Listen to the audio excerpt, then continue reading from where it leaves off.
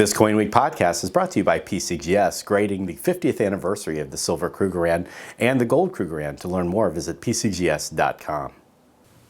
In this episode of the CoinWeek Podcast, I sit down with Andrea from the YouTube channel The Coin Couch. She stopped by in the after hours at the Berlin's World Money Fair. We talk about coins, dead presidents, the Queen, our YouTube video channels, and what kind of coin to buy for your special lady friend. We also probably had a little too much to drink.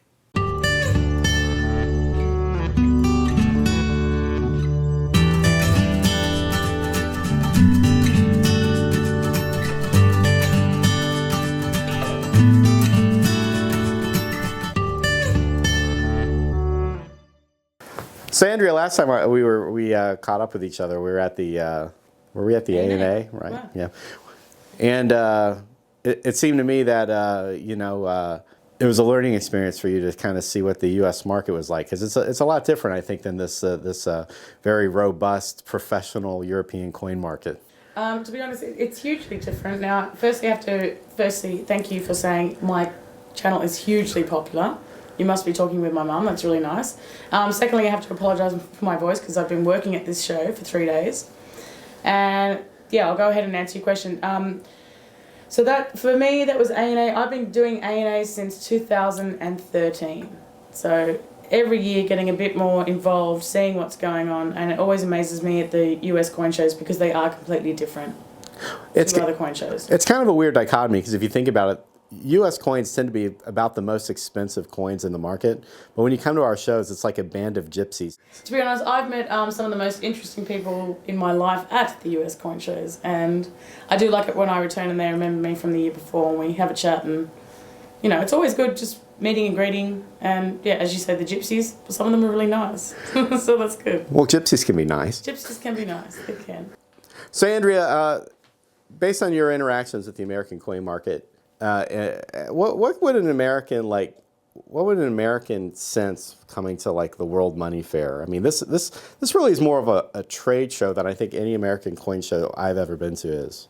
To give you a really good example, the first day I had seen a friend that I made last year at A&A. He deals his own coins, and he came dressed to the nines. He was in a really nice suit, looking dapper. If you've ever lived in England, you'll know what that word means. Dressed to the nines, and I said, hey, what are you doing? You're in a suit. Normally I see this guy in the US, he's in cargo shorts, maybe a Hawaiian t-shirt, really laid back.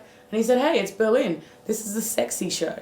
So if there's any way to put it any better than that, these are massive stands, mints, coin companies put a lot of money into the show. You do have the regular down-to-earth dealers on the side, still hanging over the tables, but really I think it is the biggest show in the world. So I joke. Yeah. So when we were in Anaheim, like we were shooting that video together, I joked that like I had not been close to a woman at a coin show. But actually in Europe, it's a lot different. You actually have booth babes, and I mean, this is like actually a diverse crowd, a younger crowd too. Big time. Yeah.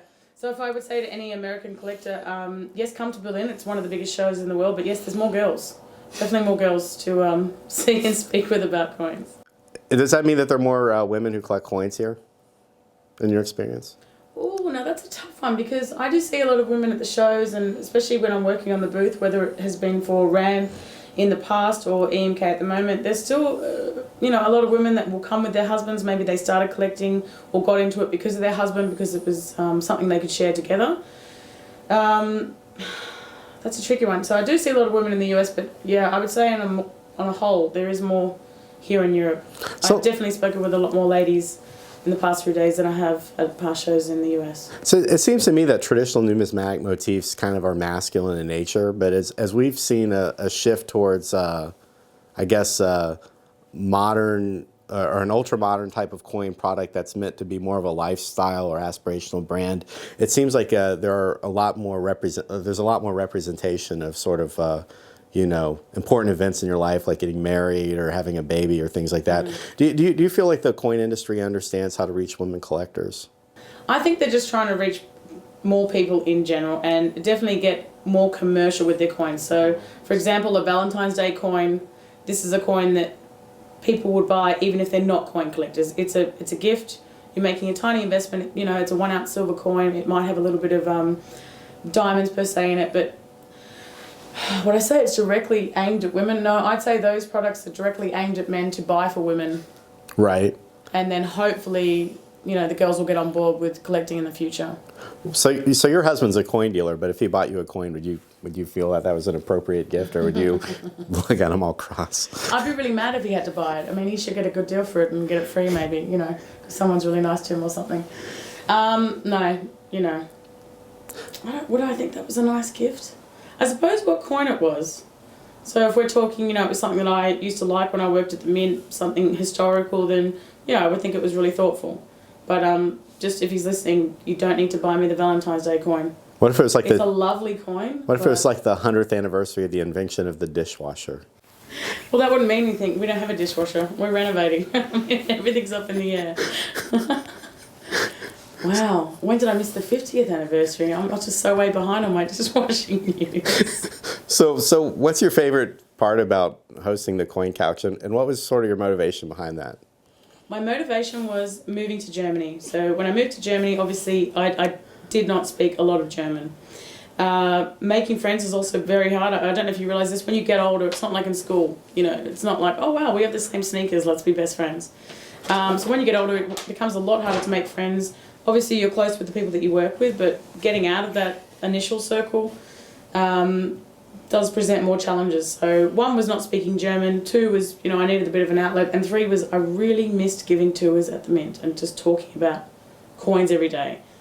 And I watched you and another YouTube channel out there, and I thought, well, why can't I do this? Why can't I talk about coins? And do it better.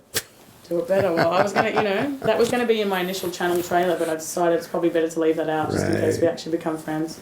But yeah, it was mostly just so I could talk about coins and have an outlet, and now it's become something completely different. It's more than that, It's, I thought, if I get onto YouTube and I need this many subscribers, and now I just count any video by the comments. Have I engaged someone? Have they learnt something? Can I answer a question, and just have a bit of fun. I mean, so many comments that I get, I'll read them and just laugh out loud at the computer desk, whether it be at home, at work, and it's actually making friends online, and I think that's been the most important thing. I always think about the difference between the hard sell and the soft sell when you're talking about marketing. Obviously, we're in a business as a publication where advertisers want to see results for their investment. Mm-hmm. But it seems to me that when there's a value that you get from engaging with people that is not borne out by directly a 1-to-1 ratio with like how many coins you sell.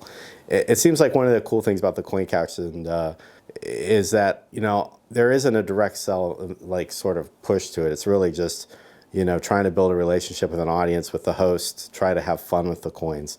And if you enjoy that coin, then, the opportunity certainly is there to sell it. But there's a difference between saying, hey, you need to buy this coin. Here's the mintage. It's a great buy, and so on. I think people tune that out.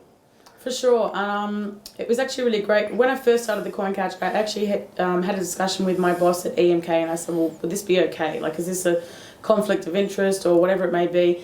But at that stage, I just moved to Europe. I wasn't rolling in money, and I couldn't afford to buy coins every week to have enough to show. So I had spoken to him about borrowing coins from the company. So in each video, you will see that this coin was borrowed from EMK. But I haven't collected this. There's other videos that show my private collection. But I guess in a way that is kind of a soft sell. But I think if you're open and transparent about it, basically I'm just trying to show people things that they maybe are thinking about buying that I have access to. So that's always been the behind the scenes. I work in the industry, so I can show you things that not everyone always gets to see, and I think that's the most important, well, for me, that's the most important part. Just getting in there, take a camera and take you somewhere that you wouldn't normally be allowed to go. Yeah, no, I think that's only important. I mean, when we make videos, one of the things I try to convey, and I don't know how successful I am all the time, but I try to show that like this is really a lifestyle in a way for us. This, like, I try to look at coin writing as aspirational. So if we go to a show, we go to these amazing cities. We meet these amazing people. We interact with like wealthy people sometimes. We interact with artists, and we interact with manufacturers of things. I mean, it's a very sophisticated logistics train that goes into a successful industry like this. And what I try to convey to people is that, if you're part of the story. You know, a collector is only the part of the story. It's not just, you're not just some random person. Like, the whole thing needs you in order to exist. Of course. But I like the fact that you said the word story, because for me, at the end of the day, the design, the history, but it's the story behind each coin. And so me showing coins on my channel, I just want to engage more with the stories. And I think that's where it becomes more interesting. Historically, there's always, I like little stories about the designs or the designer personally. I think they're really interesting and you can relate on that human level. But at the end of the day, if you like the coin, you like the coin. And if you don't, well, you've heard something that maybe you didn't, know before. So that's, I'm going for more of the entertainment factor and the fun factor than I am selling. And I don't want to be, hi, I'm Andrea, let's buy this beautiful coin. Because I don't like to watch that. And I always like to say, if I don't watch it, then I wouldn't expect you to. So in your past professional life, you worked for the Royal Australian Mint, like you said. So what was the relationship between the Royal Australian Mint and the Perth Mint? I mean, did you guys have knife fights in the alley, or did you guys get along? Well, that's a big alley, because Canberra and Perth are so far away from each other. And, at the end of the day, you've got two great mints in Australia producing very different products. Royal Australian Mint, their coin styles are very different to Perth Mints. So Perth Mint does have a wider variety, doing different things. They start a lot more things with colour. But then I think Royal Australian Mint is really concentrating on one particular style. I mean, let's take, for example, the Crux coin. It was award-winning when it first came out. It won engineering awards within Australia. Personally, it's one of my top favourite coins ever, because of the engineering, because of the colour printing done on it. And I just think they put a lot more work into rather one series than 10 series. But then again, that's not saying anything against Perth Mint. Obviously now I'm out of the loop completely working for a German distributor, so I don't want to say anything really bad about the mints. But there was always a little bit of conflict here and there. But it seemed like since they could get away with some things that the RAM probably couldn't do. Probably. I have to say, when I was working at a Royal Australian Mint, and Perth Mint brought out the opal series with that little bit of opal in the coin, I remember thinking, man, why didn't we think of that? That's really cool. But there's all these other, obviously colour coins, if you're doing anything with a licensed product. So Perth Mint have a lot of things on coins that may be a little bit too tricky for RAM to do. And then Perth Mint also have a lot of products that are pressed on Tuvalu, for example. So maybe you're able to get out of that initial rule circle because you are pressing that on another country. But my general opinion, at the end of the day, I was really proud to work at RAM. I don't know what it's like to work at Perth Mint. If they want to call me after this, I'll do a trial for a week or something. That'll be fine. I'll give them a go. But it is really hot down there. I don't know if I want it that hot. So do you think Queen Elizabeth II gets to see all the coins that come out with her effigy on it? Now, this was really interesting, because I had a chat with someone at Pobjoy the other day, and I think it was, which coin was it? Maybe the recent Pegasus coin or another bullion coin, but I was told that Queen Elizabeth had personally approved this effigy. This particular effigy. So I never know what to think with that. Am I thinking that she's actually looking at it going, yes, this is lovely? This is lovely. Spot of bother. No, awkward on this one. But no, I think it actually, at the end of the day, I mean, think about it. She's Queen of the Commonwealth. Is she really going to be checking out these coins, or is she just going to have some staff members check it off? Well, I just wonder who approved the 50th anniversary of Playboy magazine coin for Gibraltar with her image on the other side. See, I don't know what's worse about that, the Playboy image or the fact that, a little nip and tuck on the other side of the coin wouldn't go astray. Just get that chin a bit lifted. Well, if I was approving my own coins, they wouldn't look that. I think it wouldn't be a true. I think it was the fourth effigy. I think it was okay. Now, Charles, I need to ask you a question, because we've gotten onto the subject of the Queen. A lot of people that comment on my videos are like, "Oh, I love that coin, except for the other side." And there must be this thing in the US, "Oh, the Queen again. The Queen's on that. The Queen's on that." She is on so many coins. Yes, in my mind, she's the Queen. I mean, we just need to get over that. But what is the thoughts? I'm going to say up over. So it's not down under, but what's the thoughts up over? So I think about it this way. 1,000 years from now, first of all, we'll all be dead. But when people look back at our culture and civilization, they're going to find 1 billion or more, hundreds of billions of Queen Elizabeth II coins. And I wonder about the idea that they're going to have about our culture and our civilization that she's on so many coins. They'll probably get the wrong idea that like she ruled the world or something, because there's like Australia, Niue, Tuvalu. First of all, those places will be underwater. What I'm saying is for a monarch with the absolute, almost no power at all, she's had like the biggest impact on like the numismatic scene of any monarch in history. Yeah, but I don't think that was her aim. No. I'm just saying, like we're dealing with coins. We're not dealing with like. Yeah, but it's just the way it is. Like I'm the monarch, so I'm on the coin. That's the rule, you know. So when I pose the question to you, I'm sure it'll be the same when there's someone else on it. You know, I can't see this person's face anymore. No. I was going to say about Queen Elizabeth. I mean, think about it. You know, it's a monarchy without, you know, the power that, you know, like George V or any, you know, the pre-World War II monarchs had, and she's been on so many coins for so many years, and in fact, I think, you know, when she ultimately you know, sheds this mortal coil, I think people will miss her being there, especially if Charles is on the coin, and Come back, Liz, come back. and then but you know, I think William will probably be a popular effigy. Well, I'm actually wondering whether we're going to see Charles. Is he going to go for it, or is he just going to step to the side and say, you know what? I'm going to take a break. I'm going to sit this one out, you know? No, there is a William Good luck, Will. There is a William coin out there. It's absolutely terrible. I haven't seen that. It's one where he's like, does it have his face on it? you know, he's riding a water ski. Well, he can't look terrible in anything. So But who says? I've seen this man. I got an idea. Will on a water ski.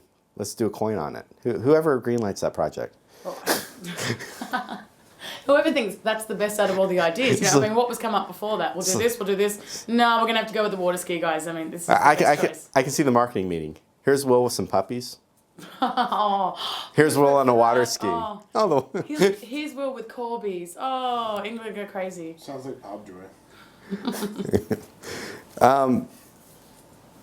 Beth talking into what's his name, Ron Perry.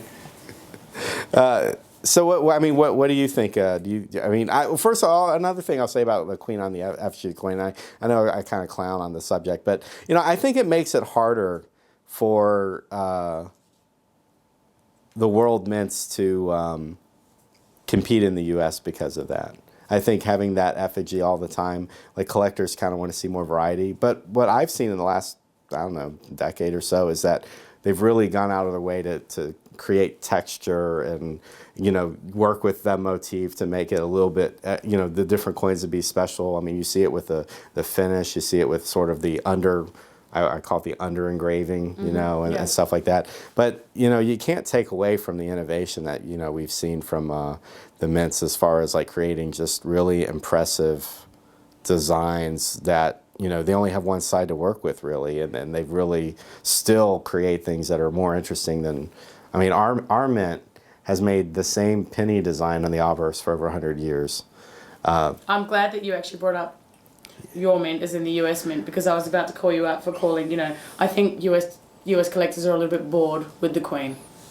Right. You've only got one side to be bored with, you know. Like, well, we see, but that's the thing though. But you ask American collectors, they will tell you that they want to bring liberty back. You know, the modern period of U.S. coins basically began, in my opinion, in 1932. So George Washington, the quarter, the quarter comes out. It's supposed to be a 1-year commemorative, and the Standing Liberty quarter was the circulating quarter at the time. And the Washington quarter was so popular in 1934 when they made more quarters, they kept it.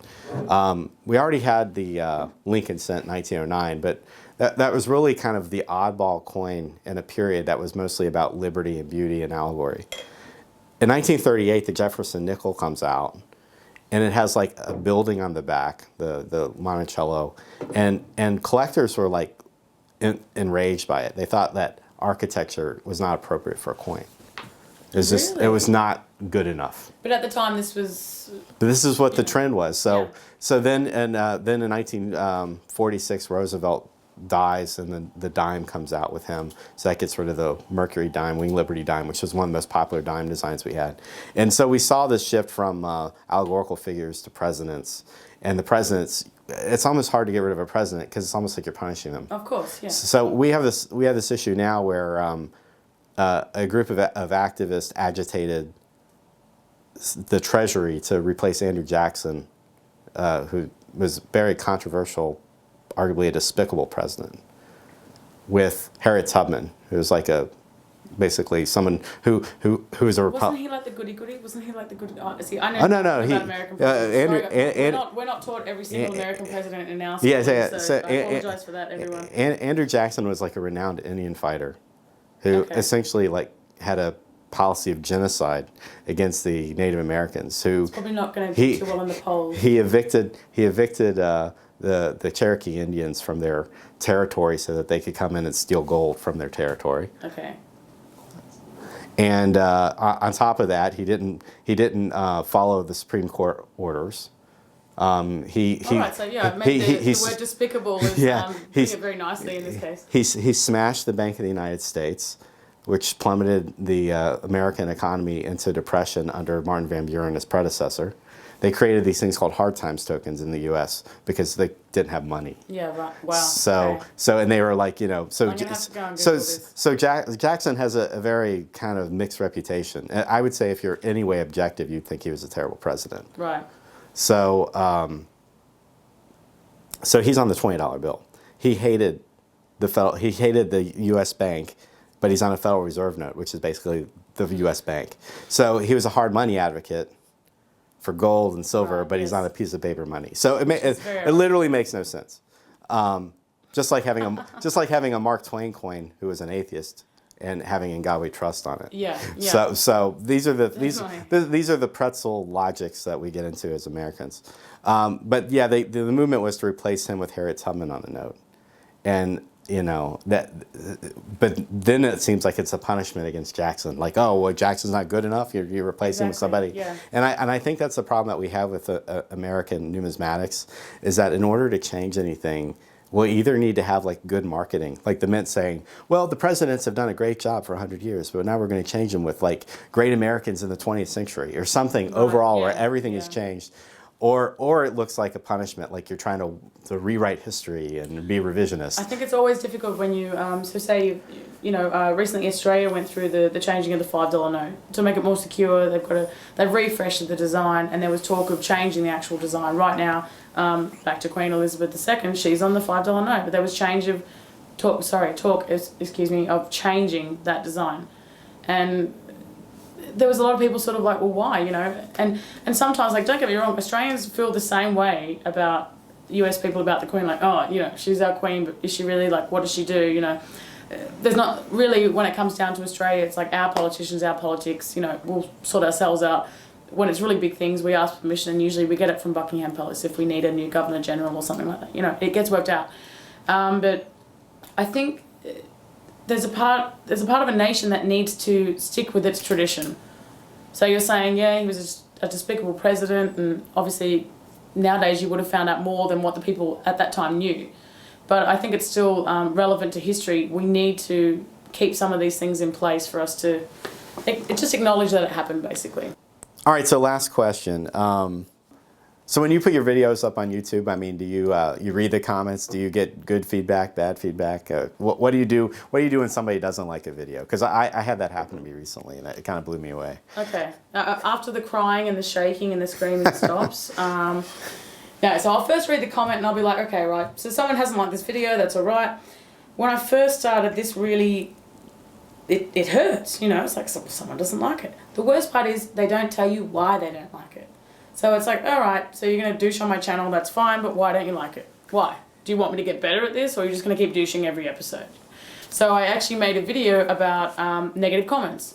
And as soon as I'd made this video about people leaving negative comments, it was like, oh, okay, this is gone now. It was like off my shoulders. I don't care. So now of course, everyone has their opinion, and that's fine to share it. My point is, if you're actually trying to make what you're watching better, if you don't like it and you want to make it better, then why not leave some constructive comments? Like, Andrea, this was a crap video because it was all shot in the dark, or you didn't use the right facts about a coin, or, no one's interested in that coin. Whatever, the reason may be, if you're not going to help towards it, then, if you're really hating it that much, unsubscribe. Right. I used to work in a summer camp in the US, and one of the biggest sayings was, if you're not making it better, we don't need you. Right. And that's the way I feel about that. If you want to, don't come to my channel and put negative comments, because my other subscribers that really do like what they're seeing, they're going to jump on you and they're going to troll you back. So at the end of the day, I'll accept bad comments, that's fine. Constructive comments are obviously better, but I don't, if someone's leaving offensive language and stuff, that'll just be deleted straight away, because it's a family channel, Yes, so sometimes what happens to me when I'm at coin shows, I get asked, hey, can you make this video about this topic? And then I rack my brain, how am I possibly going to make this interesting to people? Because the thing, it's totally death is when you start uploading boring or lame videos.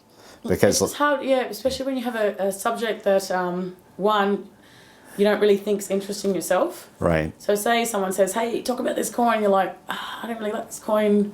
I think this is a really tough subject to make interesting, but I think that's the creative part and that's the fun part. So if you don't like a particular coin, but you know that other people want to see it, that's what I really enjoy, is doing the research. So why is this coin important? Why is this historically important? And then sometimes half my video will not be of the coin, we'll just be mucking around trying to make it interesting. Yeah, so I had this concept, and I was I came up with a great way to sell it, and a great way to I thought I'll make this I'll approach it this way, and then I did this sort of punk rocky kind of. There's a total punk kind of video, and I don't mean I don't mean punk to mess with people, but it was definitely anarchist in a way. Yeah. And the problem is that the interview just wasn't enough. It just wasn't. No matter how much. Punk enough? No, it was certainly it was like listening to geometry class. Okay, and so it was the dichotomy of me trying to be a little bit too aggressive and pushing the video, right, and the subject not really being on point for that, yeah. And then people just rebelled against it, and I was well, I could take it down, but it's getting a lot of views. Nice views. No, but to be fair, I think it's important to actually, the videos that you aren't happy with yourself, keep them up there. And it gets people talking. You're still engaging people, whether they like it or not, or they're, totally rioting against it. But, yeah, one, you're right about the views, but two, it's always a learning curve. And you have to try these things, otherwise your channel or anything that you're doing creatively is just going to be the same old thing. If you don't try and go other directions with it, you're not going to grow. I think that's important to just human nature, try different things. All right, well, Andrea, thanks for joining me, and have a safe trip home, and thanks for hanging out. Thanks so much. Hey, I've only got to drive home. You've got to fly home, so safe trip to you. Yeah, I get to go to Vienna, though. I look forward to that. Oh, that's true. Good point. All right, take care. See ya.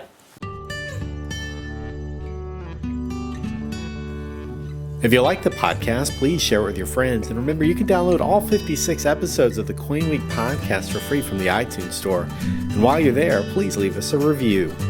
For CoinWeek, I'm editor Charles Morgan. Until next time, happy collecting.